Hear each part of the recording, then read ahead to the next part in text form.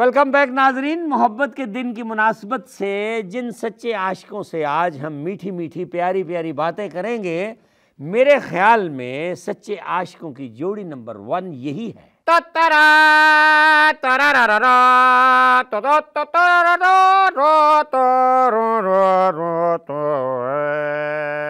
यार डॉक्टर साहब, क्या हीर रांझे को ऑनलाइन लेने लगे हो? बेचारे हीर रांझा तो फिल्म के क्लाइमेक्स में नाकाम हो गए थे। मैं तुम्हारी मुलाकात एक कामयाब कैंडिडेट से कराने लगा हूँ। कामयाब यानी कि नून लीग, पीपल पार्टी और एमके?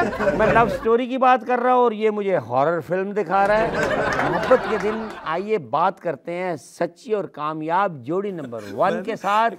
अस्सलाम वालेकुम अफजल रैम्बो साहब और साहिबा बीबी। वालेकुम सलाम डार साहब। मेरा ख्याल है पहले रैम्बो साहब से बात करते हैं। रैम्बो साहब, अक्सर फिल्मी शादियां जो हैं वो 5-6 हफ्तों में फ्लॉप हो जाती हैं, लेकिन आपकी रोमानवी ज़िंदगी के स्क्रीन प्ले में ऐसा सीक्वेंस तो कोई नहीं है। डार साहब, वजह तो सबसे पहले तो अल्लाह की बड़ी मेहरबानी, अल्लाह का बड़ा करम है और आप जैसे बुज़ुर्गों की दुआएं हैं, क्योंकि आप सभी हमारी शादी में शरीक थे।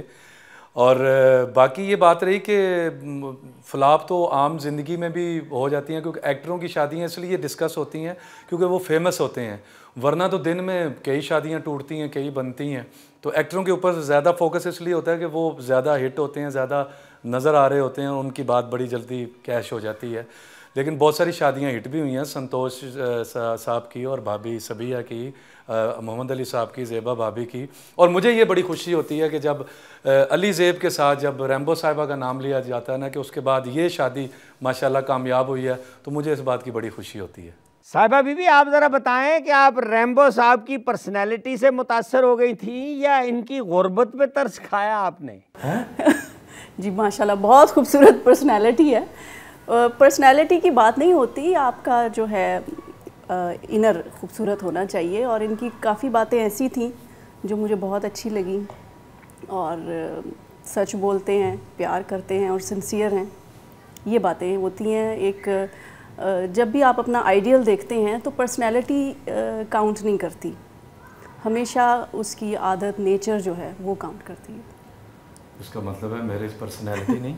अच्छा जी साहिबा बीबी, ये बताएं कि शादी से पहले निशो बेगम जो आपकी वालदा हैं, उनके और रैम्बो साहब के ताल्लुकात की नौयत ऐसे ही थी जैसे ईरान और अमेरिका।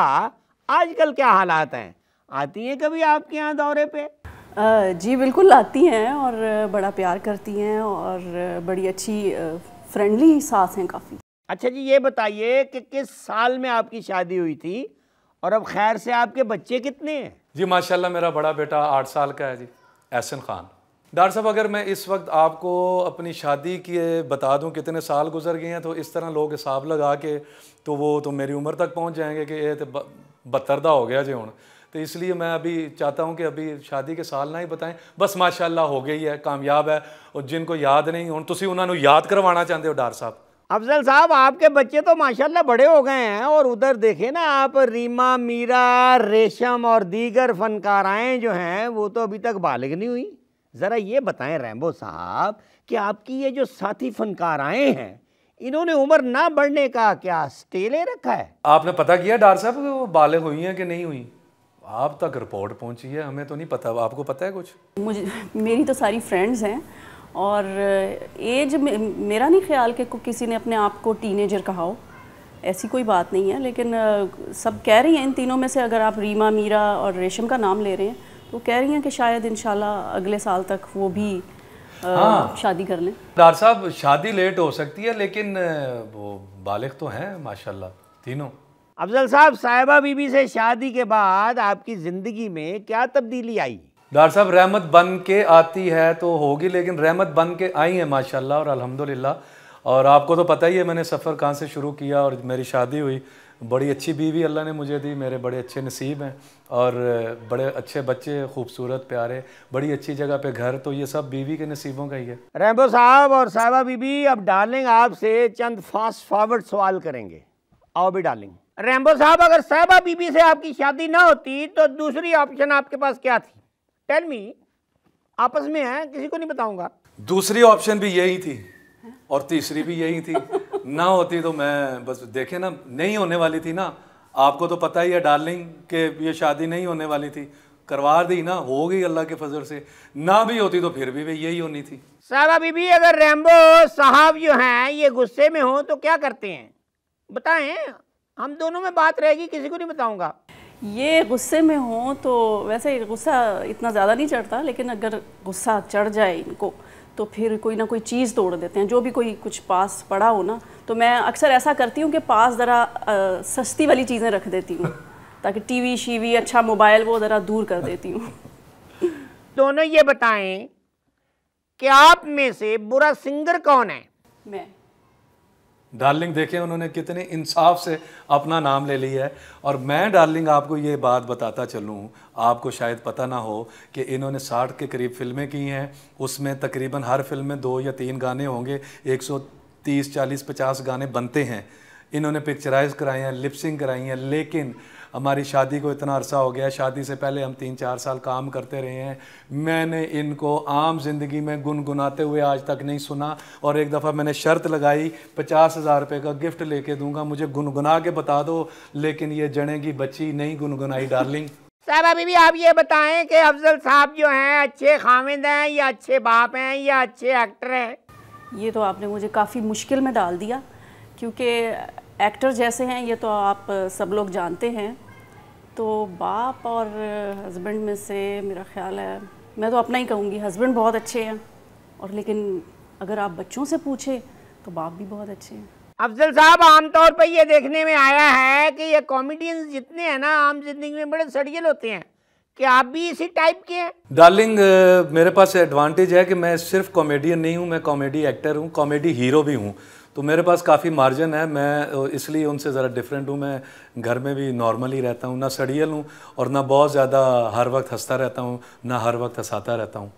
तो मेरे पास ये मार्जिन ये है कि मैं कॉमेडी हीरो हूँ, तो इसलिए मुझे उनसे ज़रा सा आप कह सकते हैं कि मैं उनसे चेंज हूँ। क्या आप दोनों को पड़ोसी मुल्क की फिल्मों के लिए ऑफर नहीं हुई?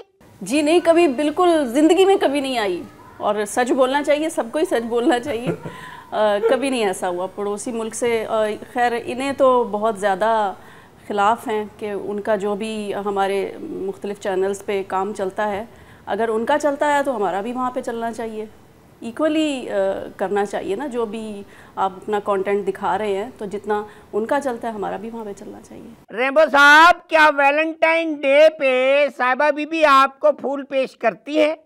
और अगर फूल पेश करें तो गमले समेत करती हैं? डार्लिंग, ये आप अपने घर के हालात आप हमें सुना रहे हैं। ये तो आपके होता होगा कि गमले के साथ भाभी, फूल के साथ भाभी गमला भी दे मारती होंगी, लेकिन इधर इन्होंने मुझे इतने प्यारे 2 फूल दिए हैं माशाल्लाह। और आप दुआ करें कि अल्लाह उन्हें ज़िंदगी से तंदुरुस्ती दे और हम उनकी खुशियाँ देखें। और वो 2 फूल हैं, वो मेरे लिए तो वही सब कुछ है और वही वैलेंटाइन का तोहफा है। रैम्बो भाईजान, आप बड़े खुश नसीब हो कि शादी के इतने साल गुजर जाने के बाद भी साहिबा बीबी आपकी डार्लिंग है। अब ज़रा मुझे ये बताएं कि डार्लिंग प्रोग्राम आपको कैसा लगता है? डार्लिंग, सच्ची बात बताऊं, मैं ये प्रोग्राम बड़े शौक़ से देखता हूं और कोशिश करता हूं कि मिस ना हो, और कभी मिस हो जाए तो रिपीट में कभी नज़र आ जाता है।